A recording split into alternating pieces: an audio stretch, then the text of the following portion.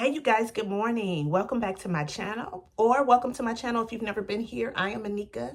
Our page is Well with Anika, where we are normalizing wellness in life and business. The wellness journey I'm on right now is getting ready for my hysterectomy. I have been taking you on a journey with me for the past couple of episodes. Today, I'm just going to kind of talk about the pre-op registration process. So if this is something you're interested in, stay tuned for the video.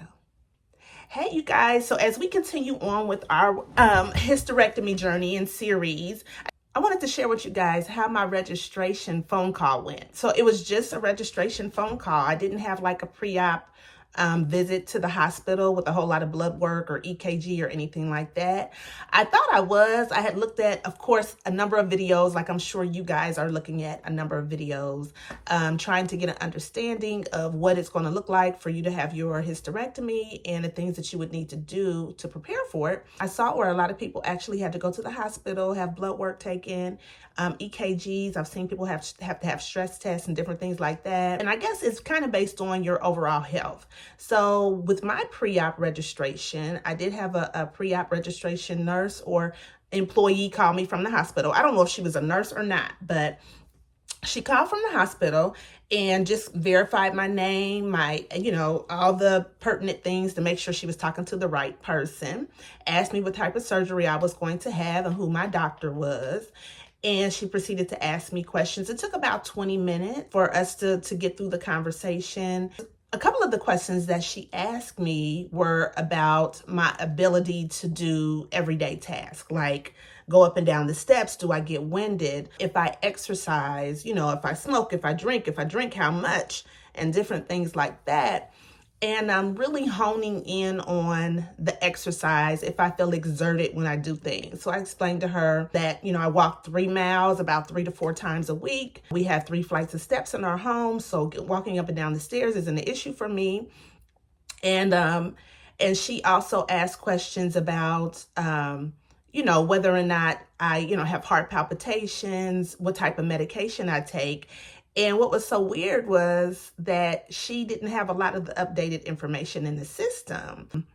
We went through, a list of my medications and things like that, which are not many, but she was missing like the atorvastatin, which is the one thing I've been on for probably the longest amount of time, which is a cholesterol pill. She didn't have that in the system, and a couple of other things. And then some things she had in there, like, do I still have an IUD? I'm like, no, I haven't had an IUD in over 10 years. I thought that was kind of weird that the information wasn't updated. But again, this is the hospital and not necessarily the doctor's office. But I thought with everyone using the same system within the hospitals and the doctor's offices that they would have the same information throughout everyone else's system. So there's a system called Epic that our hospitals and our doctor's offices use. And people put, the whoever you see, the care physician at that time, or if you have a procedure or ultrasound or a colonoscopy or different things like that, it all goes into that Epic system. One thing I've been doing, which I think it might be kind of working against me, is working between 2 different hospital systems. So we have 2 different systems here called Kettering Network, and we have another hospital system called Premier. So my primary care provider used to be with Premier, and everything I did was Premier. Well, she has since changed to Kettering Network, and so now a lot of things I do is within Kettering Network. Well, my gynecologist is still in Premier, and so that's another reason why things are not really lining up. But what I do like about even just having the 2 hospital systems that I, am working in between, there is a platform called MyChart. And so, and I don't know if other states have this, but it's basically a online app or online system where you can see all of your medical history. And it's just right at your fingertips. You put the app on your phone, or you can access this through the computer, through your PC. And you can you actually get your labs and things before your doctor gets them. So a lot of times when you have lab work done or some sort of procedure, or x-ray or something, you'll see the actual result from it before your doctor gets it. So it's kind of cool where you can kind of look over it, especially if you're into things like that, like I am. Hello. Where you can kind of look over it, see what it says. And then if you have questions, for your doctor, you can actually pop them in there inside the messaging area and ask your doctor doctor questions about what they, what the results of either the lab report or procedure was, which is really nice. Excuse me. Another thing that she went over, and these were a lot of questions that I realized the anesthesiologist wanted to know. If I had any problems with swallowing, if I had any other conditions like acid reflux and things like that, which I do suffer from acid reflux. So I guess that was pertinent information for them. And I do take acid reflux pill when it flares up. So it's kind of as needed. So if I do something like eat spicy noodles like I did last night, and I stayed up for 2 hours thinking that it was going to subside, and I took my acid reflux pill, but I still dealt with some acid reflux last night, got up kind of coughing, but so she did ask questions about that, and also asked me questions about my past history with anesthesia, about anesthesia, and if I had a problem with waking up from the anesthesia. I did explain to her that I get very nauseous when I had a tubal ligation, and I had a tubal ligation at the same time that I had an ablation done over 10 years ago. And when I woke up, I was extremely nauseous. And so I did share that with her. So she went on to explain to me that I wouldn't need to come in based off of the answers of my questions. I wouldn't need to come in for any preoperative blood work. That they would do any type of other testing they needed to do once I showed up for my surgery, and that my doctor did not order any additional blood work or testing for me either, so I wouldn't need to go into the hospital. So at one point I was kind of scared, not scared, but just kind of worried about that, because I'm thinking, oh, they should check me out further. But I'm pretty good with going for my, checkups and my doctor's appointments and my exams and getting blood work. I just had blood work done in February. Before that, it was January. Before that, it was October. So a lot of my labs are, are in there, and they're pretty recent. So I imagine, whatever blood work they take when I get to the hospital and they start hooking me up to the IVs and things, they would be able to kind of compare it to past blood work. And if something is up, like, low blood count or something like that, they can, kind of go from there.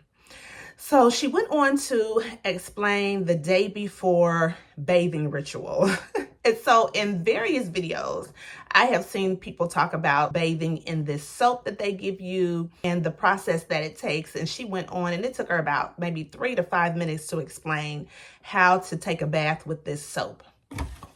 My doctor's office did not give soap. I had to actually go to Walgreens and buy my own soap. And so it's called Hibiclens. It's a chlorhexidine gluconate solution. It's an antiseptic skin cleanser. I haven't even opened it up.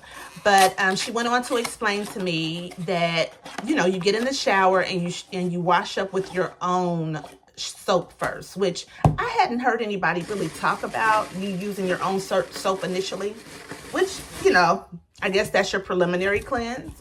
And then you go in with this stuff. She said, cut your water off. Get you a clean wash rag, not the one that you used when you washed with your own soap, but get you a clean wash rag, lather up with this soap, put it all over your body from your neck down, avoid your genital area, right? And then let it sit for 2 to 3 minutes. Then I can rinse off. Put on clean pajamas. Get in a clean bed. So she was like, change your bed sheets from what you've been sleeping on. Put on clean bed sheets, and then get up in the morning early enough so you can do this ritual again prior to coming to the hospital. So my appointment isn't until 12:30 in the afternoon. On surgery day. I will probably, probably won't do it first thing in the morning, probably a little closer to the time that I need to be at the hospital, which is 10:30. So I'll do it because I get up pretty early, about 6 o'clock in the morning. So I'll go ahead and do it a little closer to before I leave to go to the hospital.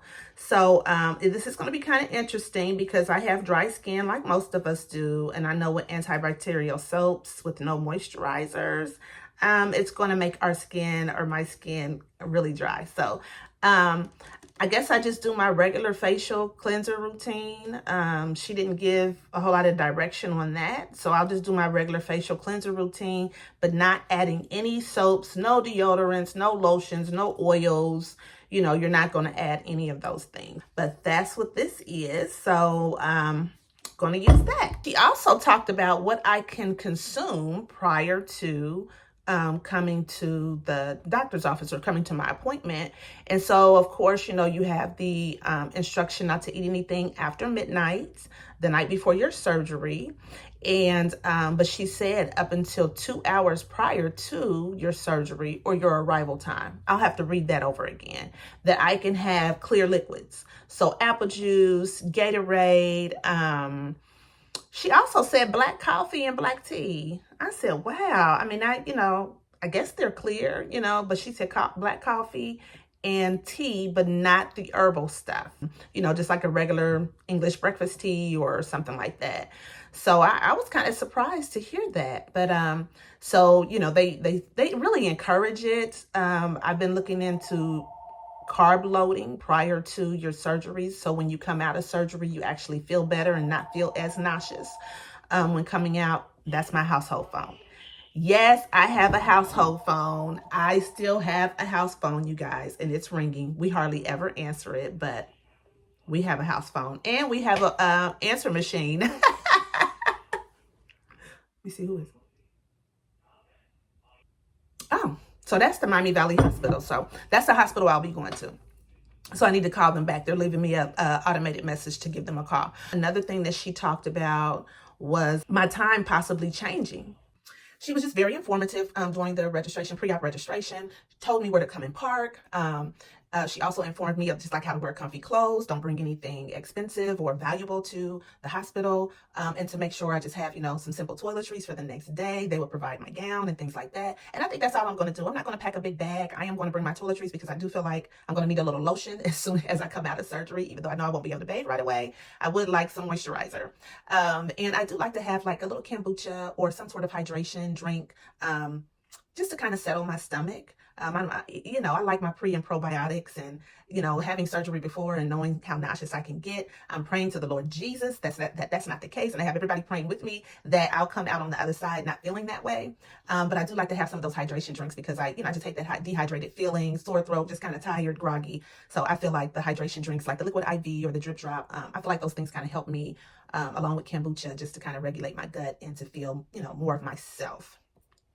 She did just instruct me to, make sure I had somebody to bring me to the procedure, take me home from the procedure, and to be with me for the 24 hours after the procedure, which, that's not a problem. Husband's going to be there. He's taking days and times off that day, and he's also taking additional days off to be with me and help me a lot. So, that's pretty much it. Like I said, she told me that I didn't need to come in for any additional pre-op testing. They didn't need to do any x-rays, EKGs, or anything like that. And that, once I got there, that they would do any additional, lab testing and things that they needed to do once I got there for the actual procedure on surgery day. So I have a ton of things to do today. I am getting my son ready to go to his 8th grade DC trip. So I have clothes to iron, and I've been really busy just getting the house together, doing laundry, got everything washed up for the most part, except for like bath rugs and area rugs and things like that. I'm going to clean the bathroom really good today, and start working on this bedroom. This is our spare bedroom and kind of like our catch-all, bedroom. So I'm going to get this room together so I can sleep in here for however long I need to. This bed in here is kind of soft, so I did buy a mattress topper off of Amazon. I'll show you that and show you in the next video. Maybe I'll do it in the next video of how I just kind of get the bed together and just kind of prepare my room, some of the things that I need to get myself together and to feel comfortable, in my space while I'm in recovery. So I'm going to work on some of those things. It has been a really busy time with getting my son ready for his DC trip, making sure he has everything he needs, making sure the school has all of his medications and things like that, making sure that he has the right clothing. We've been watching the weather and trying to make sure that he has proper clothing and just everything that you can think of, because he's going to be without us and he's going to be on a school trip with all of these other kids. And, when you go on vacation, normally, I have all the things, right? I normally have all the things in my purse: Band-Aids, Tums, Pepto-Bismol, allergy medicine, just all the things. And so now World Strides is the company that is facilitating this trip for his school. And the doctors there are going to have a good supply of, your everyday medications and things like that. And he carries his other medications, his rescue medications with him, for the trip. So just making sure that he's aware of what he needs to do, and just taking care of himself, like, keeping his hands clean and making sure that the bathroom is wiped down before he sits on the toilet and all the things. So just making sure he has what he needs. So working on that. And of course I want to press over his clothes. Do people iron anymore? I don't know. Do y'all iron? I don't know. So I'm going to press over his clothes because some of them are kind of wrinkled and I just feel better if his clothes were not wrinkled. So I'm going to press over some of his clothes and get his bag together and make sure he has everything he needs. He also has a school dance that night, which I already talked about that. So we need to make sure we have all of that stuff together. Make sure his shirt is pressed over because it's a dress-up dance. So he's going to wear his little suit. And so I want to make sure that's together as well. And then, you know, I talked in an early video about meal prepping. I didn't get a whole lot of that done. I did some ground turkey and I did some chicken breast, but not a whole lot of meal prep like I thought I was going to be able to. Time just went really quickly. It just went so fast. I thought I had more time, but I don't, and I didn't. So didn't get that done. But today I'm going to work on some things just so I can feel more prepared and more at ease as I'm heading into surgery. But just wanted to talk to you guys about the pre-op registration phone call. And yeah, so if you like the video, please hit the like button. If you want to hear more content about my surgery, subscribe. I know some of you guys are probably getting ready to have the same surgery. And, you know, for me, it was comforting to find videos of people who were talking about things that, you know, that I was concerned about. So that's why I'm kind of sharing my journey, just to give you an inside look of how I'm preparing. I know, you know, how you prepare is going to be different, but maybe something I say can spark your memory or your thought to, you know, just maybe do that or make it more convenient for your life as well. So this is my little Gigi cup. I'm a Gigi. But yeah, so thank you for tuning in, and I will show you how I'm getting my room together in the next video and show you some of the other little things that I have, like I said, to just kind of make my life convenient during that first couple of weeks of recovery. All right, you guys be well. Take care.